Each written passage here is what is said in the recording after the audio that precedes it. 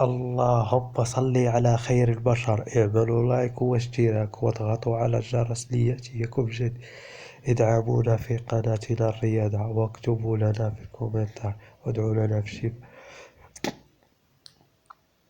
قد يكون اختيار تبديل المنتخب الجزائري مثاليا لإيثان بابي الشقيق الأصغر للنجم الفرنسي كيليان بابي مهاجم ريال مدريد.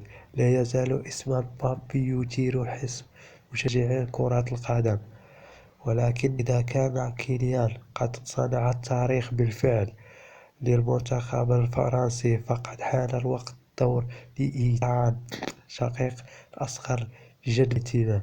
أصبحت شائعات حول اختيار محتمل للمنتخب الجزائري أكثر إلحاحا فيما يخص مستقبل إيثان الدولي، خاصة بقبول والدته ووكيلة أعماله فايزة العماري.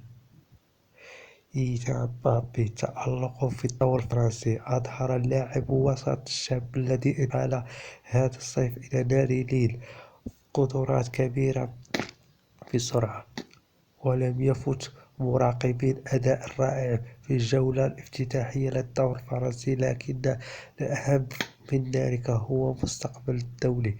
لماذا يعود تبديل الجزائر خيار مثالي للاعب إيثان بابي، لكن تفاعل المنافسات الشرسة في المنتخب الفرنسي وعدد من المراقبين إلى تساؤل عن فرصة التي يمكن أن ينتهز إيثان باختياره الجزائر بصفة وكيلة أعمال ابنها تلعب فايزة عماري دورا رئيسيا في اتخاذ قرار إيثان بابي مستقبله. ويبدو أن فايزة تشجع إيثان بقوة على تحويل إلى المنتخب، وهو احتمال قد يتحقق قريبا في وفق بعض التقارير الصحفية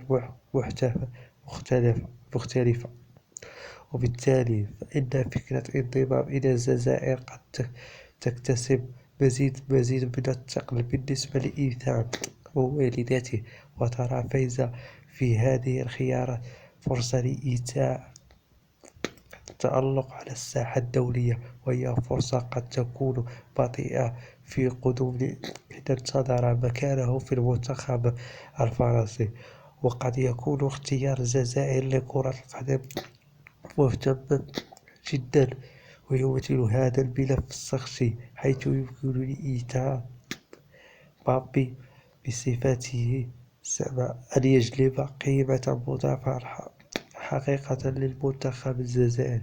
ويذكر أن بابي شقيق إيثان بالغ من العمر 17 عام،